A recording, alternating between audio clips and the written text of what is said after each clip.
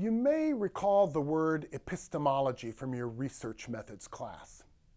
Epistemology is the study of how we come to believe we know things. Up until maybe 100 years ago, people learned about other people, mostly from personal experience. But today, the vast amount of information about what we think we know about people comes from media of some sort, from shows, movies, games, television, magazines, books, commercials, social and other media.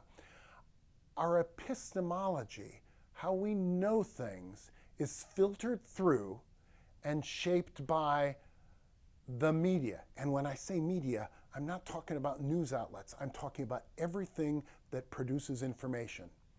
It shapes us and we can't help it. That's where most of our information comes from. It shapes what we think we know.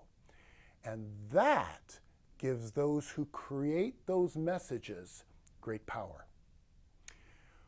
When we talk about how people understand the world, we sometimes use the term that I have in previously of narrative.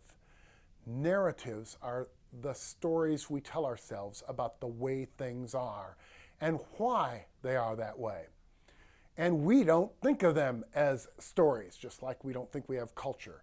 We just think of them as facts.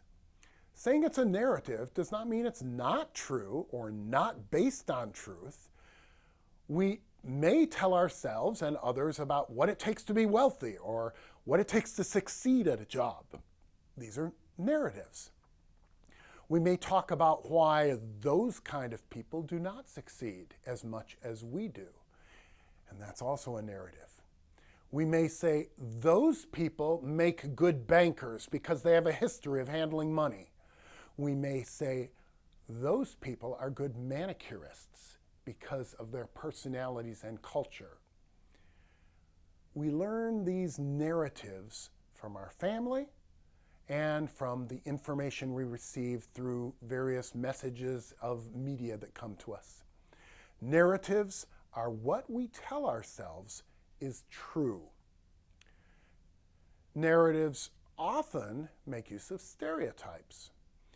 We use stereotypes to tell jokes that reinforce those stereotypes. Did you hear the one about the blonde? Most of those jokes attribute negative qualities about people, and we end up internalizing these stereotypes as real, as true. These biased stereotypes are not just wrong, they're bad management. They hurt some of your employees and they create conflict. They result in inaccurate evaluations of people and situations, ultimately resulting in lower productivity and inefficiency.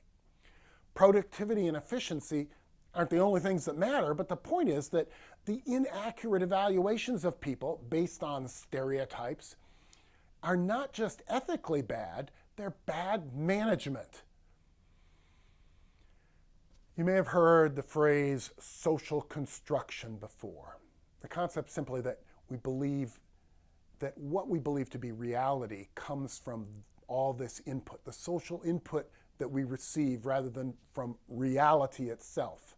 And as more and more of our knowledge comes from media rather than personal experience, what we think we know is shaped, constructed by what we hear, what we read, what we watch. Society influences what we say we know.